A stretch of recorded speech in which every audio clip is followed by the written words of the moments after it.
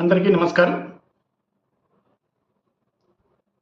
మన జాతక చక్రంలో మనకి కనిపించే అద్భుతమైన యోగాలలో ఒకటి ఈ సరస్వతి యోగం. నా దగ్గరికి వచ్చేవాళ్ళు చాలామంది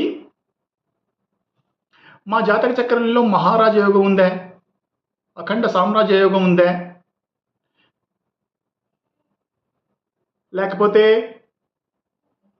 గజకేసరి యోగం ఉందా, ఇలా అడుగుతూ ఉంటారు. కానీ అత్యవసరమైన ఈ సరస్వతి యోగం గురించి ఎవరు అడగరు. మాకు ఈ విద్య అక్కర్లేదు, మాకు డబ్బే కావాలి అన్నట్టుగా చాలామంది ప్రవర్తిస్తూ ఉంటారు. సరేనా?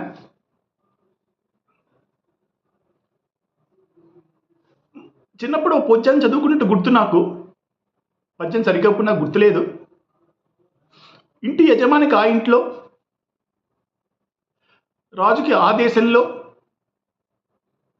మాత్రమే గౌరవం మర్యాద లభిస్తాయి. కానీ ఎక్కడికి వెళ్ళినా గౌరవ మర్యాద లభించేలా చేసేది ఈ సరస్వతి యోగం.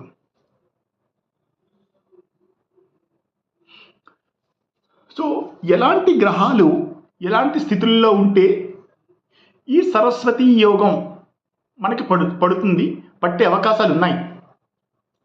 అలాంటి వాటిని ఇప్పుడు ఆ యోగాన్ని ఇప్పుడు మనం చూద్దాం. ఈ సరస్వతి యోగానికి కారణమయ్యే గ్రహాలు ముగ్గురు నైసర్గిక శుభులే. గురుడు, శుక్రుడు, బుధుడు, వీళ్ళు ముగ్గురు.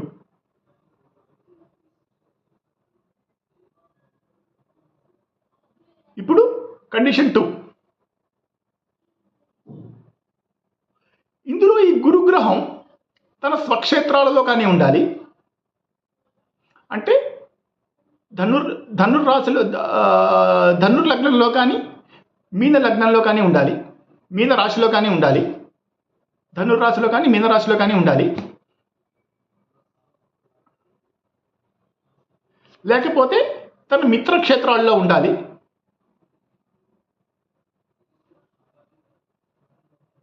మేషం,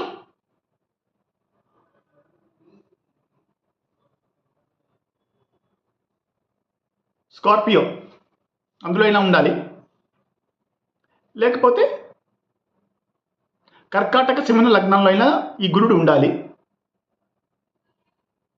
ఓకే, అది కండిషన్ 2. ఇప్పుడు కండిషన్ 3 ఏంటి అంటే, వీళ్ళు ఈ గురుగ్రహం, శుక్రగ్రహం, బుధగ్రహం కేంద్ర స్థితమై ఉండాలి, లేకపోతే కోణ స్థితమై ఉండాలి. ముగ్గురు కలిసైనా ఉండాలి, విడివిడికైనా ఉండొచ్చు. ఉంటే కేంద్రాలలో ఉండాలి, లేకపోతే కోణాలలో ఉండాలి. ఈ 3 కండిషన్స్ కనుక ఏ హరోస్కోప్లో అయినా సాటిస్ఫై అయితే ఆ వ్యక్తికి జీవితంలో సరస్వతి యోగం ఉంది అని మనం ప్రాథమిక నిర్ధారణ మనం చేయొచ్చు. అయితే ఇది ఎలాంటి ఫలితాలను ఇస్తుంది అనేది వేరే కథ. ఎప్పుడు ఫలితాలను ఇస్తుంది? ఈ ముగ్గురు గ్రహాలలో ఎవరైనా దుస్థానాధిపతులు కనుక అయితే, ధనుర్లగ్నం వాళ్ళకి శుక్రుడు దుస్థానాధిపతి 6th లార్డ్ అవుతున్నాడు. ఓకే, లేకపోతే దుస్థానాధిపతులతో కలిసి ఉన్నా కానీ ఈ యోగం పూర్తి ఫలితాలను ఇవ్వదు. సరేనా? తర్వాత ఈ దశలు గురుగ్రహ దశ కానీ, శుక్రగ్రహ దశ కానీ, బుధగ్రహ దశ కానీ 30 ఏళ్ల లోపు రావాలి. అప్పుడే ఈ సరస్వతి యోగం అనేది ఆ వ్యక్తికి మంచి చదువు అబ్బేందుకు కారణమవుతుంది. ఆ గ్రహాల దశలు, అంతర్దశలలో గురుదశ, శుక్రదశ, శుక్ర అంతర్దశ, లేకపోతే గురుదశలో బుధ అంతర్దశ, ఇక ఈ కాంబినేషన్స్లో ఏ దశ, మహాదశ, అంతర్దశలు వచ్చినా సరే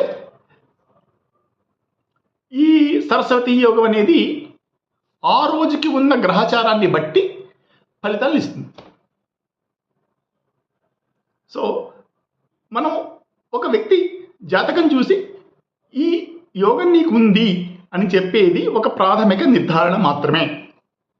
అది ఎంతవరకు ఫలితాన్ని ఇస్తుంది, ఇప్పుడు ఫలితాన్ని ఇస్తుంది అనేది దశ గోచారాన్ని బట్టి నిర్ధారణ చేయాల్సి ఉంటుంది.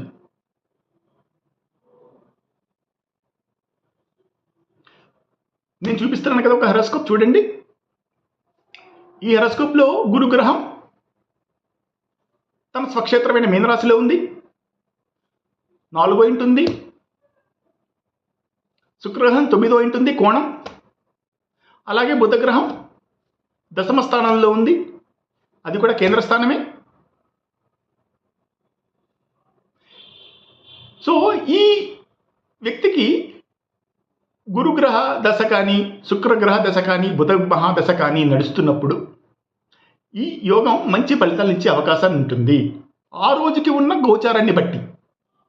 ఈ గోచారం అనేది ప్రతి క్షణానికి మారుతూ ఉంటుంది. ఈ క్షణం ఉన్నట్టుగా గోచారం వచ్చే క్షణం ఉండదు. వచ్చే క్షణం ఉన్న గోచారం వేరు, ఈ క్షణంలో ఉన్న గోచారం వేరు.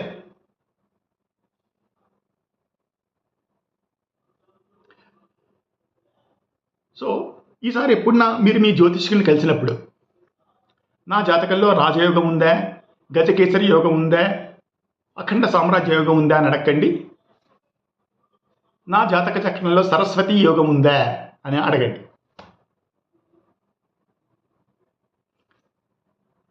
ఎందుకంటే ఒక రాజుకి తన దేశంలోనే గౌరవ మర్యాదలు, కానీ పండితుడికి ఎక్కడికి వెళ్ళినా గౌరవ మర్యాదలు లభిస్తాయి.